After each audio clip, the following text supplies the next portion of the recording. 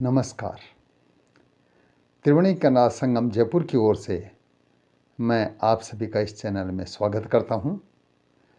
साथियों, मनुष्य जो है अपने मन के हिसाब का काम करता है तो उसको आत्मसंतुष्टि मिलती है। ये मैंने 2-3 दिन पहले एक वीडियो बनाया था, उसमें आप लोगों को प्रेषित किया था। तो ये बात जो है सत्य है हर व्यक्ति के जीवन में। काम करो मन से कुछ ऐसा, शिथिल हुए अंतर मन की, पंखुड़ियाँ निर्जीव पड़ी सी, जागृत होकर महकी सी, संजीवन दे औरों को भी, जीवन का उद्देश्य यही, जीवन का उद्देश्य यही, जीवन का उद्देश्य यही। यह सत्य है कि जीवन का यही उद्देश्य होना चाहिए कि वो ऐसा काम करे जिससे मन की पंखुड़ियाँ जो शिथिल हो रही हैं उनमें जान आ जाए। तो मैं ये त्रिवेणी कला संगम के जो प्रारंभिक समय के काम हैं, इसकी स्थापना से तुरंत बाद के उसके संदर्भ में आपको बता रहा हूँ। हमारी संस्था ने बहुत ही कठिन परिश्रमों से ये मुकाम हासिल किया है कि आज हम अंतर्राष्ट्रीय स्तर पर अपनी पहचान रखते हैं। हमारी संस्था से हजारों बच्चों ने, जिसमें लड़कियों की तादाद है 90% के आसपास रही है, उन्होंने हमारी संस्था से प्रशिक्षण प्राप्त किया है, चाहे वह संगीत का हो, नाटक का हो, नृत्य का हो, साहित्य से संबंधित विधाओं का हो या लोक कलाओं का हो। हमारी संस्था ने बड़े मनोयोग से उनको सिखाया है। बहुत ही कठिन रास्ता था जिस पर हम चले हैं। जयपुर में जब हमने शुरुआत की थी 1995 में, तो यहाँ पर नियमित रूप से शास्त्रीय संगीत और नृत्य और वादन की कक्षाएं चलती थी। उसके लिए हमने शुरू में बैनर लगाने के लिए जगह जगह बस स्टैंड पे, मेन रोड पे, कॉलोनियों में आदमी रखे। लेकिन जब वो पैसे लेने लगे तो पैसे हमारे पास थे नहीं, संस्था नहीं थी, तो फिर हमने खुद ने जो ली और बैनर लेकर के बैनर चिपकाना शुरू किया। खंभों पे चढ़ जाते थे और खुद बांधते थे डोरी से। तो इसमें हमारे साथियों ने बहुत साथ दिया, जो हमारी हम उम्र के थे, जिनमें अजय कौशिक साहब, कल्याण साय जी गुप्ता, ये प्रमुख हैं। इन्होंने बहुत साथ दिया। तो अपने बच्चों को भी उन्होंने हमारी संस्था में एडमिशन दिलाया, ताकि हमारी संस्था में 2 से 3, 3 से 4, 4 से 5 बच्चे हों और हम बहुत ऊंचाइयों तक पहुँचे। लेकिन मैं एक वीडियो देख रहा था पुराने, तो उनको देखने से मुझे लगा कि अरे ये क्या हमने किया है। तो विश्वास नहीं होता। जब व्यक्ति के पास साधन ज़्यादा होते हैं तो वो उन पर आश्रित हो जाता है और उसका जो मेहनत का जो दायरा है वो कम हो जाता है। उस समय ये बात कह रहा हूँ मैं आपको 95 से लेके 2013-14 तक की। उस समय हमारी संस्था के कार्य चरम सीमा पर थे। तो हमने नए बच्चों को लेकर के हर जगह, मैं पंजाब नेशनल बैंक की नौकरी में जहाँ भी जाता, वहाँ संस्था की तरफ से मैं क्लास लगाता था, सिखाने के भी और प्रस्तुतिकरण भी उनसे करवाता था मैं। तो वहाँ साधन कम थे, लेकिन उन्हीं साधनों में उनको अभिनय की बारीकियाँ सिखाई। ऐसा ही एक वाक़या याद आता है मुझे। 2004 के नवंबर-दिसंबर का है कि भरतपुर से लगभग 40 किलोमीटर दूर कुम्हेर एक कस्बा है, वहाँ पर मैंने नाट्य प्रशिक्षण शिविर लगाया। उसमें बहुत ज़्यादा लोग नहीं थे। ज्योति कटारा नई जुड़ी थी संस्था से और उसकी माताजी। तो उनके माताजी जो है, उन्होंने कहा कि मेरी बिटिया को जो आप आगे तक पहुंचाइए, इसको प्रशिक्षण दीजिए गहराई से। तो ज्योति वैसे गंभीर स्वभाव की थी, जिसका वर्णन जो है संस्मरण के रूप में मैंने रेणुका इसरानी जी द्वारा संपादित पुस्तक है, हमारी संस्था द्वारा प्रकाशित कर्मपथ, उसमें किया है, बड़ी गहराई से किया है। तो ज्योति कटारा जो है आरडी गर्ल्स कॉलेज भरतपुर में बीए की छात्रा थी। संगीत विषय उसके पास नहीं था, लेकिन मैंने उसमें प्रतिभा देखी। कभी कभी ऐसा होता है कि जो मौन सा दिखने वाला आदमी है, कम बोलने वाला है, वो अंदर ही अंदर जो है कुछ करने का दृढ़ निश्चय करता है और वो और लोगों से ज़्यादा अच्छा करता है। तो ज्योति को मैंने 2 नाटक और कुछ नृत्य और गीत ये सिखा करके वहाँ प्रस्तुतिकरण कराया। मदन मोहन जी का मंदिर है कुम्हेर में। तो ये बात है 2014 की, नहीं 2004 की है, नवंबर 2004 की।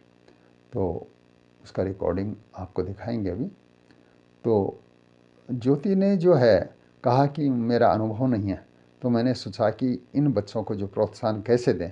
तो मैंने कहा बेटा ऐसा है कि ये स्क्रिप्ट है, इसको देख के बोल देना, कोई दिक्कत नहीं। तो वह जो है एक कार्यक्रम नहीं है, प्रशिक्षण शिविर की रिहर्सल है। तो उसमें है एक मेरा ही लिखा हुआ नाटक है, हास्य नाटक है। मैं भूल गया था, लेकिन अब लगा कि नहीं, उसका तो प्रस्तुतिकरण कर चुके हैं अपन। अफसर का कुत्ता, चापलूस अफसरों का जो है वो उसमें कच्चा चिट्ठा खोला गया है। और दूसरा है मन चंगा तो कठौती में गंगा, ये बाद में महावत के नाम से भी प्रसिद्ध हुआ नाटक, कॉमेडी प्ले है, बहुत लोगों ने किया आगे चल के। लेकिन अफसर के कुत्ते का ये दूसरा ही शो था और उसके बाद में नहीं हुआ, कोई मौका ऐसा नहीं मिला। बहुत अच्छा है, सटायर है, व्यंग्य है आज की व्यवस्थाओं पे कि कैसे पदोन्नति पाने के लिए लोग चापलूसी करते हैं। अफसर का कुत्ता मर जाता है, उसके तीये की बैठक में बैठने के लिए हज़ारों किलोमीटर हवाई जहाज़ से सफ़र करके वो व्यक्ति पहुंच जाता है और उसका सिलेक्शन हो जाता है, वो बैंक के क्लर्क से मैनेजर हो जाता है। आप ये नहीं समझे कि ये मेरी कहानी है कोई। हवाई जहाज़ को छोड़ के बस के पैसे ही बड़ी मुश्किल से होते थे। लेकिन एक लेखक होता है, उसकी कल्पना को कोई रोक नहीं सकता, वह अपने आप को कहीं भी प्रतिस्थापित करके और रचना करता है। तो बहुत अच्छी रचना है।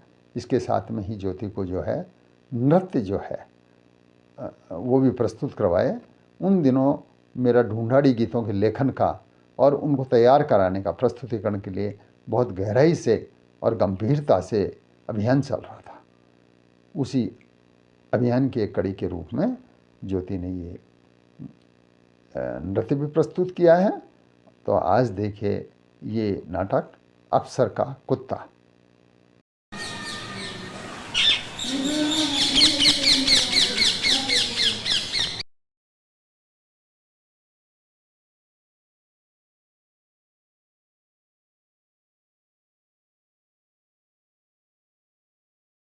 अधिकार का कल इंटरव्यू होने वाला है। उसे कुत्ते जाति से सख्त घृणा है। यदि उससे पूछा जाए कि श्रीमान इस मनुष्य जीवन में आपका सबसे बड़ा दुश्मन कौन है, तो उसका उत्तर होगा साला गंडकड़ा। परंतु साहब, एक पुरानी कहावत चली आ रही है कि अपने मतलब के लिए तो आदमी गधे को ही बात बना लेता है। बिल्कुल बना। और इन साहब का इंटरव्यू है कल, अतः ये पहले तो अपने क्षेत्रीय अधिकारी के घर जा रहे हैं, क्योंकि वे 1 सप्ताह बाद आपके प्रमोशन टेस्ट में बैठेंगे। और इन साहब की CR की रेटिंग C यानी कि निम्न कोटि की है। और इन साहब को पूर्ण विश्वास है कि यदि इन्होंने साहब के बंगले पर जाकर उनके कुत्ते का मन जीत लिया, तो हो सकता है इंटरव्यू से पहले साहब अपने अधिकार का प्रयोग करते हुए इनकी CR C से A कर दें और इंटरव्यू में भी अच्छे अंक देकर इन्हें मैनेजर बना दें। ये इनके घर जाते हैं और इनके व्यवहार से साहब का डॉगी साहब के बंगले से बाहर निकलते हैं। थोड़ी ही दूर चलते हैं कि बस उनके मोबाइल पर एक संदेश आ जाता है कि मंडल अधिकारी महोदय का कुत्ता मर गया है। ये साहब मन ही मन कुत्ते को गालियां देते हैं कि साले कौन ठंड के दिनों में मरना था। परंतु ये यह नहीं जानते, यह भी जानते हैं कि उनके इंटरव्यू बोर्ड हेतु गठित कमेटी के चेयरमैन रांची के यह मंडल प्रबंधक ही हैं। अतः वह उनके डॉगी के तीये की बैठक में कैसे नहीं जाएं। यह अलग बात है कि कल उनके चाचा जी के तीये की बैठक भी है, पर क्या करें, प्राथमिकता तो निर्धारित करनी ही पड़ती है। अतः वह सोचते हैं कि बड़े साहब के डॉगी के तीये की बैठक में रांची के लिए तुरंत प्रस्थान कर दें। परंतु उसके मन में एकाएक ये विचार उभरता है कि शाखा के मुख्य प्रबंधक साहब से तो छुट्टी की अनुमति ली ही नहीं है। परंतु दूसरे ही क्षण में आश्वस्त होता है, अरे मैं बड़े अधिकारी के यहाँ जा रहा हूँ, और गाता है, सैया भये कोतवाल अब डर काहे का। तो लीजिए, आपके समक्ष प्रस्तुत है अफसर का कुत्ता। इसके लेखक एवं निर्देशक हैं डॉक्टर कैलाश चंद शर्मा। नमस्कार। साहब के कुत्ते के लिए काजू लिए कि नहीं लिए? हाँ, लिए। और रास्ते में सारे कुत्ते मिलेंगे, उनको मारने के लिए पत्थर ले लिए कि नहीं ले लिए? ले लिए, लेकिन और ले लेता हूँ। तेरी कार देखो।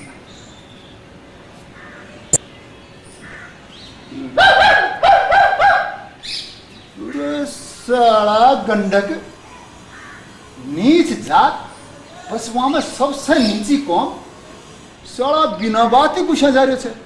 और अहियाँ भी देख कोने कि कुण जा रहे थे, कुण पर घुसू और कुण पर न घुसू। साला अहियाँ कोने देखे, काल को मैनेजर जा रहे थे, या अपनी जनता भी भोली छे वापड़ी, और जनता कहीं करे ताबरा की बात है।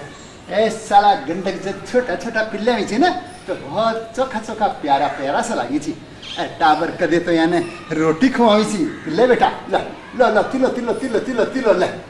और कदे याने दूध पावी थी, ले ले कुर कुर कुर कुर कुर कुर। और कदे तो मेरा बेटा का टोपी भी खिलाई थी।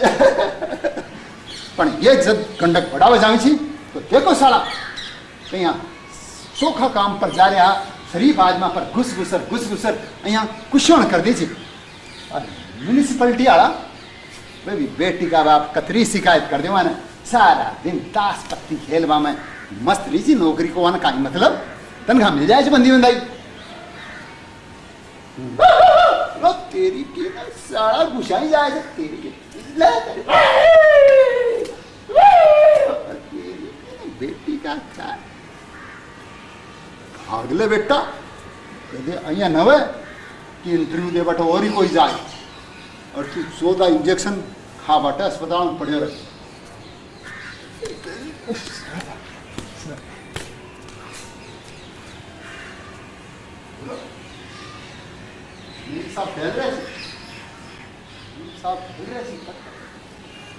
पलटी खा बेटा।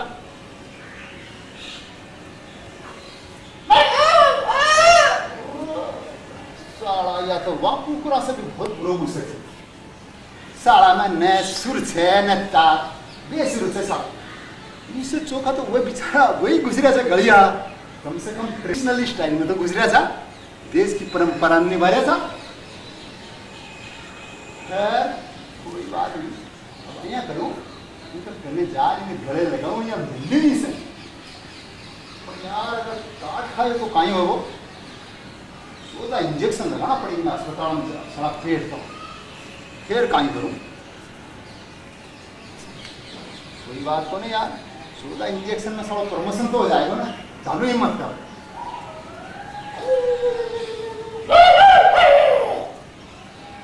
ले ले ले ले ले बेटा, साइलेंट टाइगर, साइलेंट। खा सुनी ला लगता है, कान से लाया हूँ। Silent tiger, silent. पाए लागू मेरे साथ। अरे आप हैं, कैसे हो? मैं सब ठीक हूँ, आपका आशीर्वाद है। इधर से बहुत दिन हो गए थे ना आपसे मिले हुए, इसलिए सोचा चलो आपसे भी मिल लूँगा, दर्शन हो जाएंगे। और मैं किसी प्यारे से टाइगर को देख रहे बहुत दिन हो गए थे, इतना प्यारा है। अब तुम्हारा दोस्त बन गया है ना ये? हाँ दोस्त बन गया, इसलिए इससे मिलने से आया। मैं सच कहता हूँ, इस जैसा इस पूरे शहर में कोई भी नहीं, ये अकेला ही है। पिछली बार हम सेमिनार गए थे ना फॉरेन, तो वहाँ से किसी ने गिफ्ट दे दिया था। अच्छा इम्पोर्टेड है क्या मैम? बिल्कुल इम्पोर्टेड है। अच्छा अच्छा। हम पिछली बार आपको बताया ना, अभी फॉरेन गए हुए थे। अच्छा, तो वहाँ किसी ने गिफ्ट दे दिया था। अच्छा। अब गिफ्ट दिया है तो भाई इससे ज्यादा स्पेशल और कौन हो सकता है? और कहाँ से मिलेगा ऐसा? नहीं बहुत अच्छा है तो। और तुम बताओ तुम्हारा काम कैसे चल रहा है? दफ्तर में सब ठीक ठाक है? कोई उच्च अधिकारी तंग तो नहीं करता तुम्हें? नहीं, तो नहीं। बोल दो, जो भी प्रॉब्लम है हम सब सॉल्व कर देंगे। नहीं मैम बाकी तो सब ठीक है, लेकिन आप तो जानती हैं कि मेरा पहले वाला मैनेजर था ना, सीनियर मैनेजर, हाँ, हाँ। थोड़ा सनकी था, अलग टाइप का था। अच्छा। तो उसने मेरी सीआर की रेटिंग सी कर दी है और मैं परसों मेरा इंटरव्यू। अच्छा, तो मतलब है- तुम भी आए इंटरव्यू में? हाँ हाँ हाँ, तो आपका अच्छा, तो कल तुम भी ले ले interview बेटा में ले आए हो? ले, काजू खा और खा, ले ले। तुम भी इंटरव्यू में कल आ रहे हो? हाँ हाँ। देखो भाई, सीआर पर तो हमने अपनी रिपोर्ट फाइनल कर दी है, अच्छा, पर अब तो हमारे टाइगर के दोस्त हो तो तुम्हारे लिए कुछ ना कुछ तो करना ही पड़ेगा।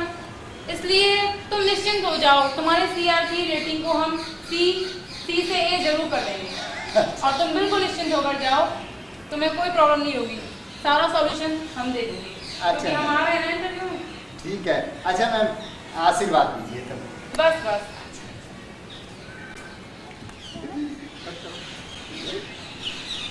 क्या वाइब्रेशन पे था, साइलेंट कर रखा। हाँ हेलो, कौन? पाटिल? अच्छा, बड़ी मेम साहब का कुत्ता मर गया, ये की बैठक कल ही है। बहुत अच्छा किया पाटिल, तुमने मुझे बता दिया। तुम चिंता मत करो, तुम मेरे खास आदमी हो, ऐसी खबरें इंपॉर्टेंट जो है वो जरूर देते रहा करो और मैं तुम्हारा ध्यान रखूंगा। तुम जल्दी ही चपरासी से क्लर्क बना दो। हाँ हाँ हाँ, अरे भाई तुम तो मेरी भी चलती है आखिर में, बड़े बड़े अफसरों से मेरा मिलना जुलना है। आजा, ठीक है, बाय। यार या सालों कुत्तों भी खन्ना साहब को आवारी मरने से कड़कती ठंड कमाएंगे, तो साला वहीं मर रहे था और एक की खबर आवारी आनी थी। कहीं करूँ यार, रांची तो बड़ी दूर से सब, कई दिन लग जाएगा रांची पहुँचवा में, फिर जाना तो पड़ेगा वह। कहीं करूँ, काल ही चाचा जी का तिया की बैठक भी चले याद आई, अब काल ही खन्ना साहब का तिया की बैठक थी। अब कहीं करूँ यार, कुर्सी न छोड़ूं और कुर्सी न कौन छोड़ूं, यहाँ करूँ खन्ना साहब का कितना सा तिया की बैठक में जागो ज़्यादा जरूरी है, क्योंकि प्रमोशन को मामलो जो है અહીંયા છે कि चाचा जी का तिया की बैठक में तो सारा घर का ही आदमी है होना, सब संभाल लेगा और मैं जूठाई मुठाई कह दूंगो। अब बीनणी का पिताजी का यानी ससुराली का हार्ट अटैक हो, तो बीनणी में लेट जागो हमारी जरूरी है। वह भी बेचारी 2-3 दिन आपके घर घास मिल जाएगी और अंडे या पल्लो लेवा का झंझट से भी बच जाएगी रे यार। नहीं तो जब भी फिर बात आऊंगा ना, तो यहाँ जूठाई मुठाई धाड़ मार मार रोना पड़ो, अरे मारा ससुराली चौका चर, अरे मारा ससुराली चौका चर। अरे यार काय का झंझटबाजी से, चल वह भी खुश हो जाएगी और मेरा भी काम बन जाएगा, सांप भी मर जाएगा और लाठी भी कौन चालू। यार पल्ला की बात से एक बात याद आई, पल्ला का मान है मैं भी रांची को से पल्ला की स्टाइल में ही कोई लटको कर दूं तो कशी करे, सही है या नाटक में करी नहीं, या मैं वो आइडिया से तो चालू भाई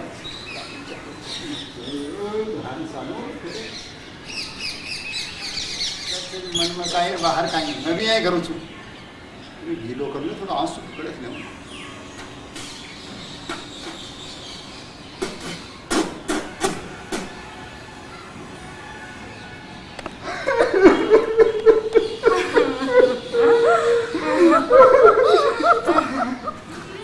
कैसे हुआ?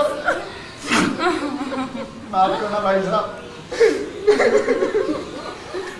ये कैसे हुआ मैम साहब, कैसे हुआ? टाइगर के साथ में अपना शेरा जो था कितना प्यारा था मैम, यहीं लान में मैं साथ में उसके बैठा बैठा यहीं खेला करता था।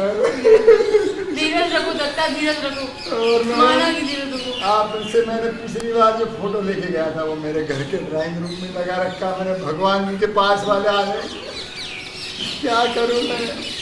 धीरज रखो दत्ता, धीरज रखो। हम जानते हैं कि हमारे टाइगर से, हमारे शेरा से तुम्हारा काफी आत्मिक लगाव था और वरना तुम हमें इतनी दूर से, इतने हजारों किलोमीटर दूर चल करके हमें यहाँ ढाढ़स बना दे, हमें सांत्वना देने क्यों आते? मैम परसों मेरा इंटरव्यू है। एक सप्ताह से मैं छुट्टी लेकर के तैयारी कर रहा था इंटरव्यू की, लेकिन जब मैंने मोबाइल पे ये दुखद समाचार सुना तो हवाई जहाज से चला आया मैं। इस अवसर पे मुझसे रहा नहीं गया, दुख देखे बिना आपका मैं। हाँ हाँ, ये हम जानते हैं।